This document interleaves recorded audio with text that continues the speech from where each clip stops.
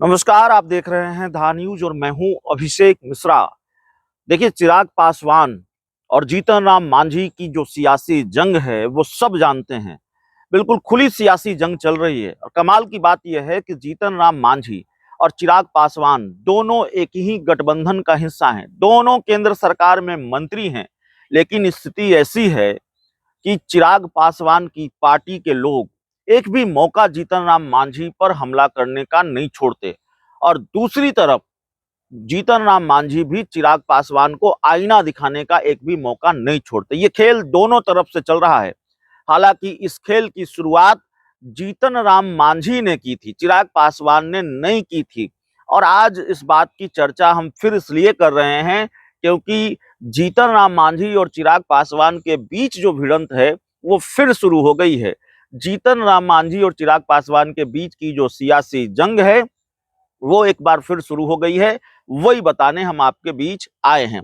दरअसल कोटा में कोटा का मामला था। आरक्षण में कोटा को लेकर सुप्रीम कोर्ट का एक फैसला आया।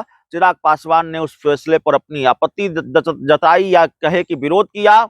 भारतीय जनता पार्टी भी तब असहज हुई कि भाई चिराग पासवान का स्टैंड जो है इतर है गठबंधन से, और दूसरी तरफ जीतन राम मांझी ने इसको लेकर चिराग पासवान को आईना दिखाया था। तो दोनों के बीच वार और पलटवार हुआ, दोनों ने एक दूसरे को आईना दिखाया, अपनी बात रखी, तलखी थोड़ी यहीं से शुरू हुई। और अब बिहार उपचुनाव में जीतन राम मांझी ने अपनी बहू को उम्मीदवार बनाया है गया की इमामगंज सीट से। तो बहू को उम्मीदवार बनाया है, दीपा मांझी को उम्मीदवार बनाया है इमामगंज सीट से। और उसके बाद चिराग पासवान की पार्टी को मौका मिल गया है जीतन राम मांझी को आईना दिखाने का, या कहें कि सधे शब्दों में निशाना साधने का।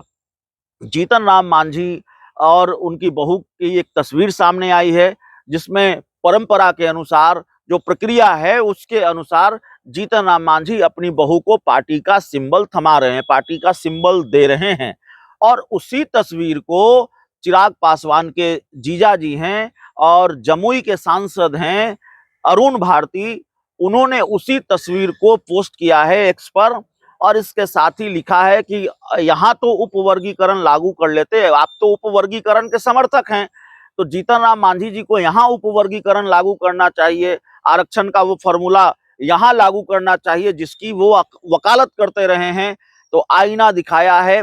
और देखिए, इस बयान से, इस ट्वीट से यह भी साफ है कि जीतन राम मांझी और चिराग पासवान के बीच जो सियासी जंग चलती रही है वो खत्म होने वाली नहीं है।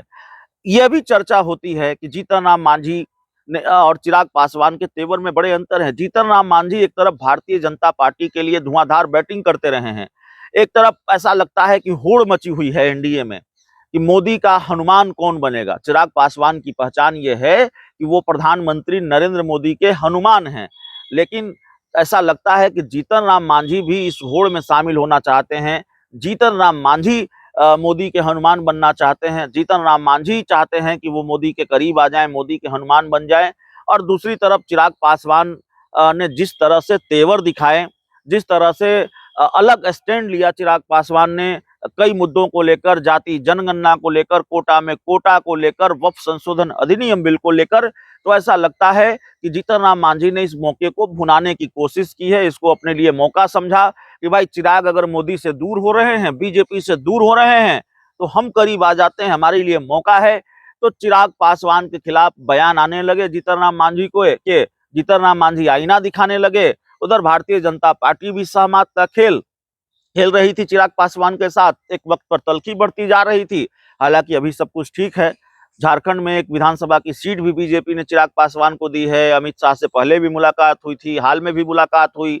और जीतन राम मांझी से ज्यादा भाव चिराग पासवान को बीजेपी ने दिया। ये दिखा कि हरियाणा में जब हरियाणा के मुख्यमंत्री सैनी का जब शपथ ग्रहण समारोह था, तो हेमंत बिश्व शर्मा जो असम के मुख्यमंत्री हैं, झारखंड के बीजेपी सह प्रभारी हैं, वो उनको अपने चार्टर्ड प्लेन में बिठाकर ले गए हरियाणा। चिराग पासवान की बात मैं कर रहा हूं, उनको अपने चार्टर्ड प्लेन में बिठाकर ले गए। तो भाव चिराग पासवान को बीजेपी दे रही है, इसमें भी कहीं कोई शक नहीं है। तो खैर, एक बार फिर चिराग पासवान और जीतन राम मांझी भिड़ गए हैं अरुण भारती जो जमुई के सांसद हैं, उन्होंने आईना दिखा दिया है जीतन राम मांझी को। बहुत बहुत धन्यवाद।